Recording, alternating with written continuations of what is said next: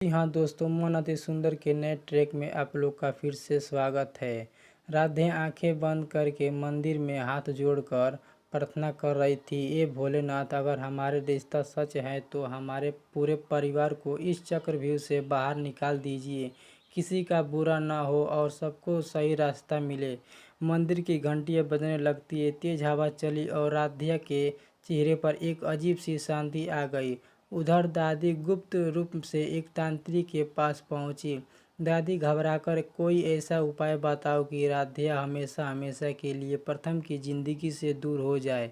तांत्रिक ने कुछ देर बाद आंख बंद कर दी और गुस्से में बोला, तांत्रिक, तुम जिस रिश्ते को तोड़ना चाहती हो वो बहुत ही मजबूत है। यह जन्मों जन्मों का बंधन है, उसे कोई आसानी से नहीं तोड़ सकता। जैसे शिव और पार्वती के प्रेम का उदाहरण दिया जाता है, वैसे ही सच्चे विश्वास और प्रेम को छल से अलग नहीं किया जा सकता। यह सुनते ही दादी के चेहरे का रंग उड़ जाता है।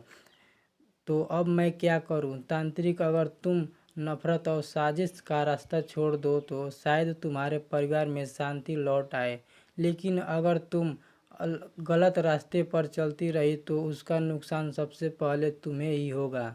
दादी बिना कुछ बोले वहाँ से निकल गई। उसके मन में डर और उलझन दोनों थे। इसी बीच प्रथम को पता चला कि दादी किसी अजनबी से मिलने गई थी। उसे कुछ शक हुआ, दादी आखिर किस बात को छिपा रही है, मुझे सच जानना ही होगा। उधर राधिया मंदिर से बाहर आई। उसने मन ही मन विश्वास किया कि अब वह किसी भी साजिश से डरने वाली नहीं है। वह सच और अपने परिवार के साथ खड़ी रहेगी। दूर खड़ी दादी ने राधिया और प्रथम को साथ देखा और धीरे से बोली, अगर इन्हें अलग नहीं कर सकती तो मुझे कोई और रास्ता ढूंढना होगा। लेकिन उसे नहीं यह पता था कि उसकी बातें कोई और भी सुन चुका था। दादी की बातों को छिपकर सुनने वाला कोई और नहीं बल्कि राधिया थी। वह दादी के पीछे पीछे आई थी क्योंकि उसे पहले से ही दादी के व्यवहार पर शक था। राधिया धीरे से बोली, दादी आखिर ऐसा क्या छिपा रही हैं? मुझे यह बात प्रथम और राधिया को बतानी होगी। उधर प्रथम और राधिया मंदिर से घर लौट रहे थे।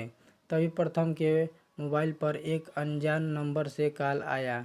आवाज़, अगर आप अपने परिवार को बचाना चाहते हैं तो आज रात 9 बजे पुरानी हवेली के पास अकेले आना। वहाँ तुम्हें एक ऐसा सच मिलेगा जो तुम्हारी पूरी ज़िंदगी बदल देगा।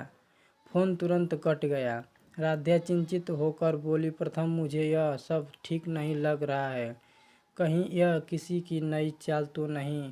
प्रथम ने कहा, हो सकता है, लेकिन अगर इस काल में सच छिपा है तो हमें उसे जानना होगा। रात के 9 बजे प्रथम और राधिया सावधानी से पुराने हवेली के पास पहुँचे। वहाँ उन्हें एक काला बैग मिला। बैग के अंदर कुछ पुराने दस्तावेज, एक डायरी और एक पेन ड्राइव थी। तभी पीछे से किसी के भागने की आवाज़ आई। प्रथम दौड़कर उसे पकड़ने की कोशिश करता है, लेकिन वह अंधेरे का फ़ायदा उठाकर भाग निकलता है।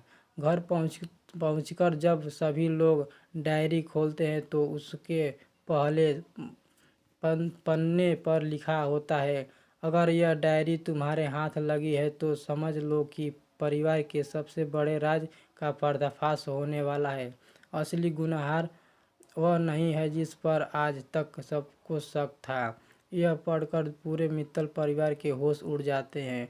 उसी समय दादी कमरे के बाहर खड़ी यह सब सुन लेती है और घबराकर धीरे से कहती है, नहीं, अगर यह डायरी पूरी पढ़ ली गई तो मेरा सबसे बड़ा राज सबके सामने आ जाएगा। डायरी की बात सुनते ही पूरे मित्तल परिवार में सन्नाटा छा गया। सभी की नज़रें प्रथम पर थी।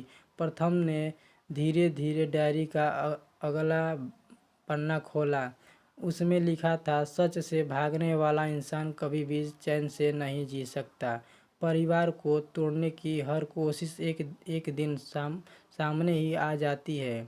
राधिया बोली, प्रथम, पूरी डायरी पढ़ो, शायद हमें सारे सवालों के जवाब मिल जाएं। तभी बाहर किसी के तेज कदमों की आवाज़ आई। सभी लोग बाहर दौड़कर लेकिन वहाँ कोई नहीं था। जमीन पर सिर्फ एक लिफाफा पड़ा था। प्रथम ने लिफाफा खोला। उसके अंदर एक पुरानी तस्वीर थी।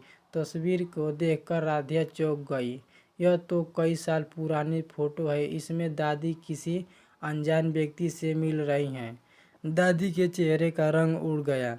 दादी, यह तस्वीर झूठी है। कोई मुझे बदनाम करना चाहता है। तभी ओमकार जी बोले, अगर यह झूठ है तो घबराने की क्या बात है, सच सामने आने दो। राधिया ने शांत स्वर में कहा, इस परिवार में अब कोई फैसला गुस्से से नहीं होगा। हम हर बात की सच्चाई जानेंगे। इतने में पेन ड्राइव चालक से देखी की गई। उसमें एक धुंधला वीडियो था। वीडियो साफ नहीं था लेकिन इतना दिख रहा था कि कोई व्यक्ति रात के समय हवेली में कुछ महत्वपूर्ण कागज छिपा रहा है। चेहरा साफ दिखाई नहीं दे रहा था। प्रथम ने कहा, वीडियो की सच्चाई पूरे पता करने के लिए हमें इसकी जांच करवानी होगी। तभी उसके असली सच सामने आया। दादी मन ही मन सोचने लगी, अगर जांच हुई तो वर्षों से छिपी बातें सबसे सामने आ सकती है। उधर राधिया ने भोलेनाथ की मूर्ति के सामने दीपक जलाया और बोली, सच्चाई चाहे जितनी देर से सामने आए लेकिन जीत हमेशा सच की होती है। अगर सुबह मित्तल परिवार के सामने सदस्य बैठकर में इकट्ठा हुए, मेज पर वही डायरी, लिफाफा और पेन ड्राइव रखी